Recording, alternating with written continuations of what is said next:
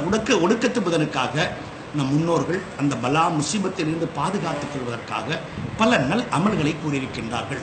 அந்த நல் அமல்களில் ஓதி பார்க்கும் உலமாக்கல் என்ற தைக்காலை சேர்ந்த சாஹமார்கள், அவுலியாக்கள், நாதாக்கள், ஏன் ஷரியத் என்று சொல்லக்கூடிய நம்முடைய மார்க்க சட்ட மாமேதைகளான இமாம் அபு ஹனீஃபா, இமாம் ஷாஃபி, இமாம் மாலிகி, இமாம் ஹம்பலி போன்றோரும் அதை ஏற்றுக்கொள்வதாக அறிவிக்கின்றார்கள்.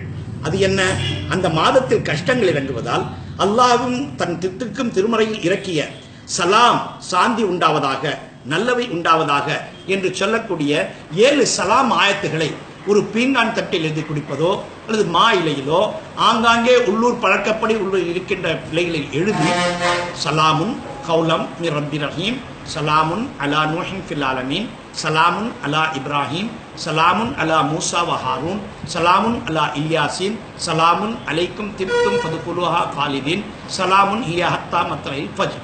இந்த 7 ஆயத்துகளையும் ஒரு பீங்கான் தட்டில் எழுதி அதை கரைத்து காலையில் எழுந்தவுடன், ஒடுக்கத்து புதன் என்று காலை எழுந்தவுடன் இதை கழுவி முதலில் குடித்துவிட்டு ஏனைய பொருள்களை செய்யும் பொழுது அனைத்து பலாக்களும் நீங்கி சுகமும் சந்தோஷமும் ஏற்பட்டு வருகின்ற ரசூலின் மாதம், உத்தம நபியின் உதய தின மாதமாக பிறக்கின்ற ரபியுல் அவ்வலிலே எல்லா நல்லவைகளும் நடக்கும். ஆகவே பல உலமாக்கள், ஓதி பார்ப்பவர்கள் மா இலையில் எழுதி அந்த மா இலையை கழுவி குடித்தும் ஒரு மா இலையை வீட்டிற்கு முன்னால் கட்டி வைப்பதும் காலம் காலமாக நல்லமலாக கருதப்படுகிறது.